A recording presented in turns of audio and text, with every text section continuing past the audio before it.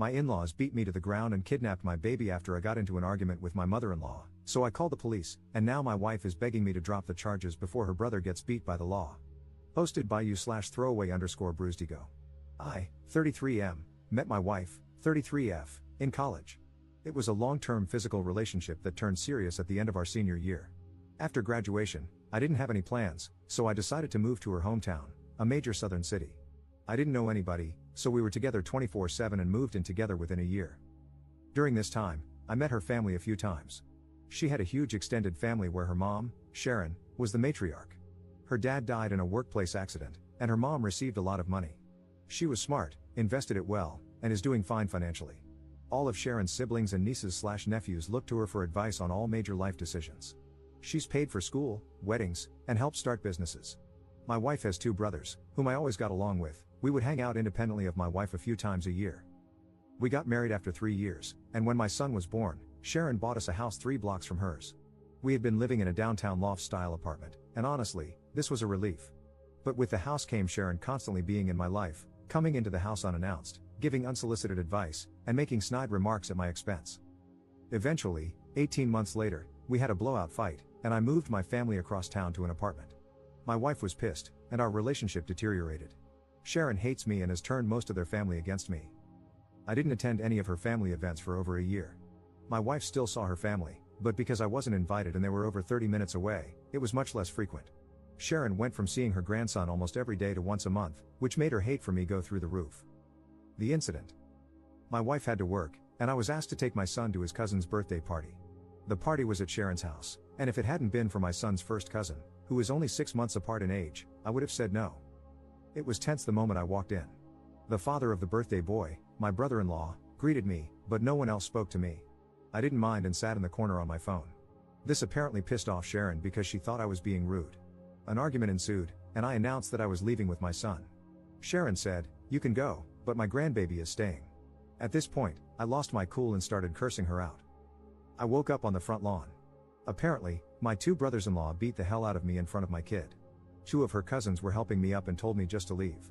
I immediately called the police and reported that I was assaulted and that my child was kidnapped. The police arrived, and both brothers were arrested. Sharon lost her crap on the police, and my wife arrived as her mother was being arrested for refusing to release my son.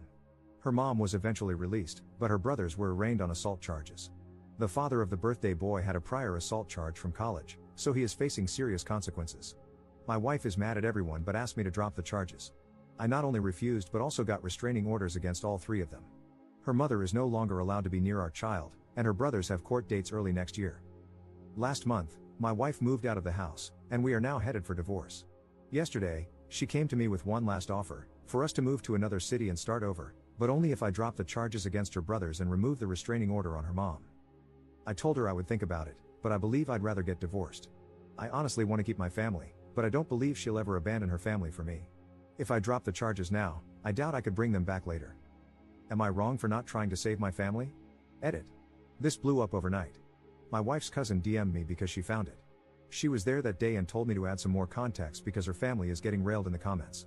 She's right, so here are a few more things. I don't think anyone is evil in this situation. Everyone loves Sharon and her advice except me. She's not a mean person, but we are polar opposites in many ways. My wife is the baby and only girl, so I'm sure that has a lot to do with our conflict. Sharon losing her crap on the police was uncharacteristic, and even I was surprised. My wife is a great mom and partner, but her inability to be independent of her mom's influence is our issue. She is mad at her brothers and isn't talking to either of them. She's also mad at her mom for starting the argument and refusing to release our son. She's just trying to find a middle ground. I genuinely think she hopes a fresh start can save our marriage. Until we moved into that house, I would say our relationship was good. As far as her brothers and the assault, I remember the first hit, but I was dazed immediately. The last thing I remember was flailing like a child while getting hit a few more times. What I don't remember is my kid screaming to stop hitting my daddy and then picking me up and dropping me on the lawn like trash. I have to acknowledge that my pride hurt more than my bruises. I genuinely liked both her brothers, and to be fair, F you and Beach came out of my mouth when I cursed out Sharon. I'm not 100% innocent. This is the South, so the police even said, "What did you expect to happen?" I don't know if stopping pursuing this would prevent it from happening again or not. Relevant comments. Commenter. Pressing charges isn't a thing, the state decides. Ops response. I just want to comment on this because it keeps coming up, you are 100% right. In the initial confrontation, the cops asked if I wanted them arrested, and I said yes. I was more bruised than bloody, and they were willing to let it go as a family dispute. That's where the "what did you expect to happen" conversation came from. I'm not pressing charges per se, but I'm not letting it go. I've done 2 interviews with the police and have been fully cooperating. If I stopped, they might drop the charges because they seemed more annoyed than helpful. I doubt the younger brother will get more than a slap on the wrist. My wife's oldest brother, who has a prior, is in a lot more trouble.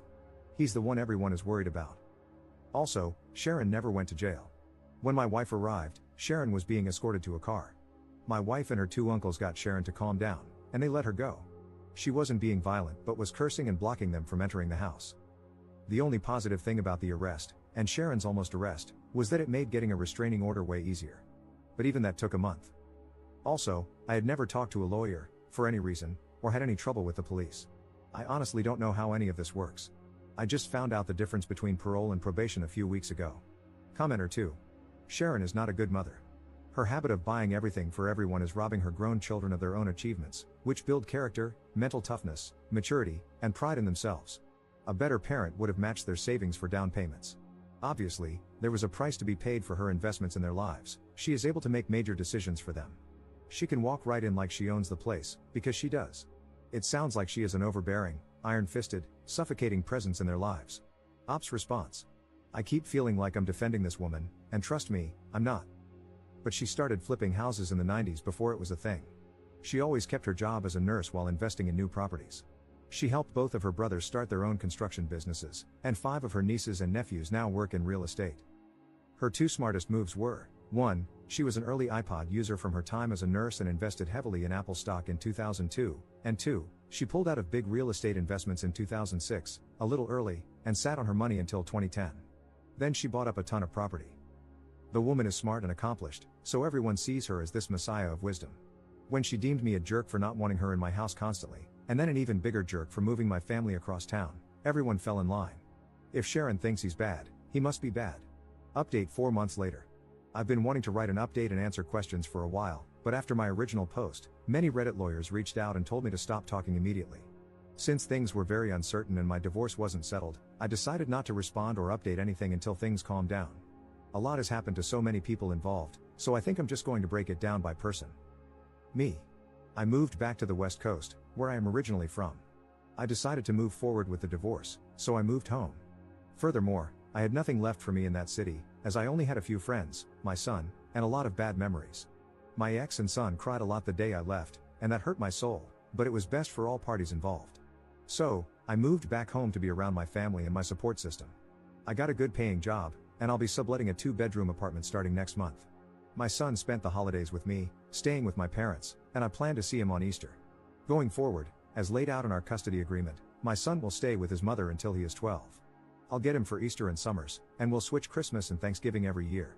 When he's 12 and needs a father figure, he'll come live with me until he is 18. I talk to my son every day on the phone for at least an hour, and I'll try to fly out there a few times a year.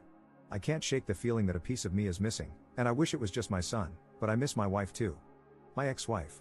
So, the divorce is basically settled, and I obviously didn't move away with her. In the end, she saw my post and the comments and realized that she shouldn't have asked me to stop pursuing the case. She asked again, saying we could move and just get away from her family. Too much had happened, and our relationship was a shell of what it once was. We both said and did things we forgave but can't forget. I wish this were a movie and I could just say, love conquers all, or screw her, she is evil, but that isn't real life. I'm torn between both loving this person and knowing we aren't right for each other. While she didn't want to move forward with the divorce, she didn't fight me on it either. We were able to settle everything without lawyers and only use them for paperwork and fine details. We talk daily because of our son, and she says she is doing well, but the last time I FaceTimed her, I could tell she isn't eating. My sister said it's post-breakup hotness, whatever that means, but she looks more sick than hot. She hasn't spoken to her brothers since that day and blames them for a lot of what happened. Her relationship with Sharon is also very strained, and they barely talk as well. Ironically, she is hardly speaking to the family she was so desperately trying to keep together. I honestly wish she would talk to her family again because I worry about her a lot. People were very mean to my ex-wife, saying she was a terrible mother and wife. I think she lives for and would die for her family, and all her actions were to keep us together. She told me her 2 biggest regrets were moving into Sharon's house and moving out of our apartment. Those 2 actions caused most of our problems. She is a great mother to my child, and I will always have her back. The brothers. I didn't expect much in terms of punishment in this case. They both pleaded guilty to simple assault, which only carried minimal consequences. Both brothers spent a night in jail, received fines, and were ordered to attend anger management. The older brother had a prior incident that I mentioned in an earlier post. It was a bar fight in his early 20s, where he hit a guy with a bottle and was charged with assault. Since that case was over 15 years ago, and he's now married, a pillar of the community, etc., he was given probation for a year, and that was the end of it. Both brothers have partners in life, and the older one is married. I've known his wife for many years, and we've always been friendly. Because of the restraining order, both spouses reached out on behalf of the brothers to speak to me. I barely knew the younger brother's girlfriend, but since I knew the wife, I spoke to her. She said both brothers regretted their actions and asked me to lift the restraining order and not pursue charges. We had a brief conversation, but I simply told her that I don't forgive her husband and brother-in-law, and I'm moving forward with both. As we ended the conversation, I told her not to call me again, and I haven't heard from either brother since. I don't know anything beyond what my ex tells me, and she isn't speaking to them. Sharon. So, I did have it out with Sharon, and it went about as well as you can imagine. Here's a little backstory on our relationship. Let's start by saying my ex and her family are devout Christians who go to church weekly. I'm a lapsed Catholic who goes to church 3 times a year. I live a very moral and ethical life, but my belief system isn't centered on the church. Furthermore, I consider myself a moderate liberal, while her family are moderate conservatives. For example, I support the Second Amendment, and Sharon supported gay marriage. Ideologically, we were far apart but agreed on the important things in life.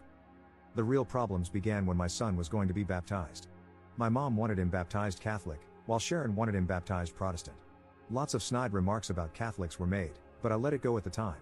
My ex and I decided to wait and let our son decide, which Sharon hated.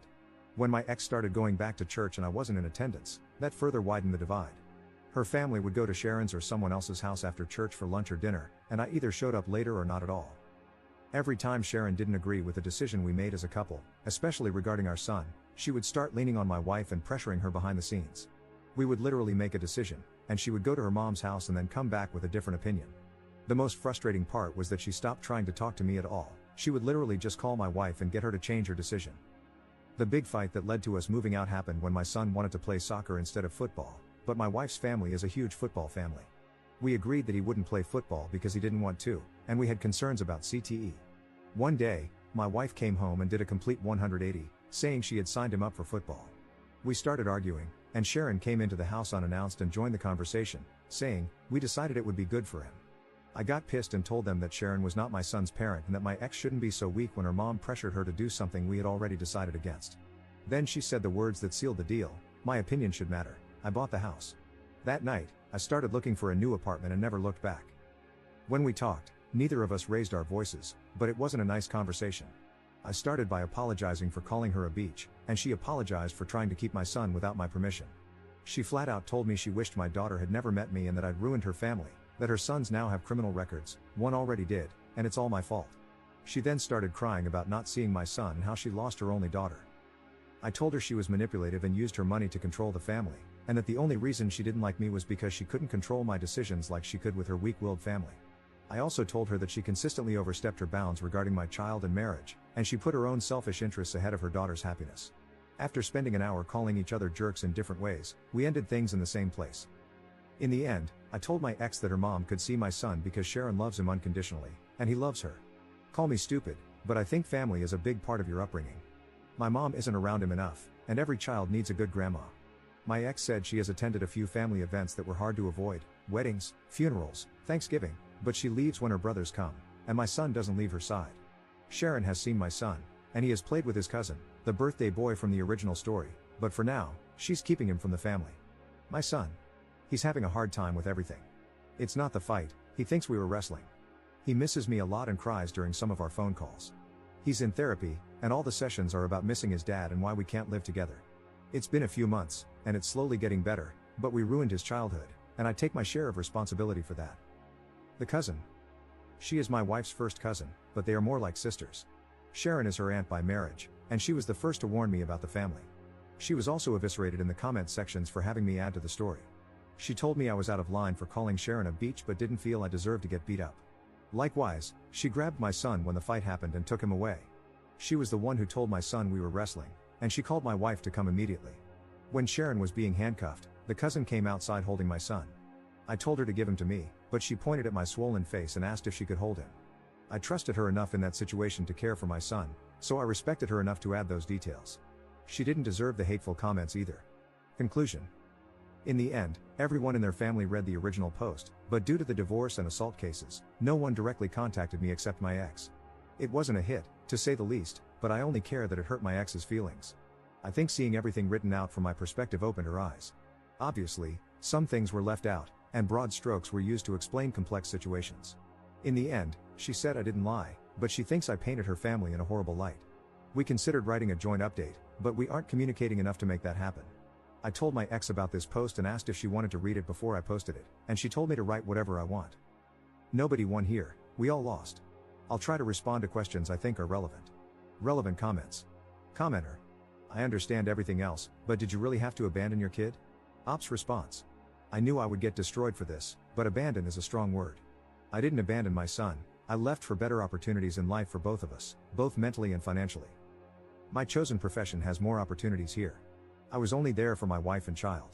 My career picked up during the pandemic because I could work remotely, but in-office work is becoming mandatory again. I was already going to have to quit or move companies, so the timing was right. Also, my mental health is 10 times better now that I have left the city. For months, I gave my child fake smiles while trying to be a good father. I was a shell of the man I wanted to be. I'm still broken by what happened, but I'm in a better place mentally, and in the long term, I'll be better off financially. Adding more context in a different comment to the same question. I was responding to something else you wrote, but saw that you responded to this. Your assessment of my situation is understandable, but me working for less money and being constantly unhappy isn't good for my son. If I could have stayed in state, trust me, I would have, but the economy is screwed. I used all my savings to continue paying bills and lived with my parents for free to start over. Maybe I could have found happiness there, but I didn't see it happening. We are co-parenting the best we can. Commenter 2. Children don't need a father figure until they are 12 and stop needing their mother at 12? Ops response. Of course, a child is always better off in a two-parent household. We are now on opposite sides of the country, and as parents, we decided that having him split his year wasn't a good idea. Her brothers and I both started being rebellious at 12, so we decided that he needed to live with me full-time at that age. Commenter 3. Dude, I'm sorry to break it to you, but children would prefer a broke and unhappy dad over a dad living thousands of miles away, every single time. And as someone with older children, trust me, work won't make up for not seeing your son grow up.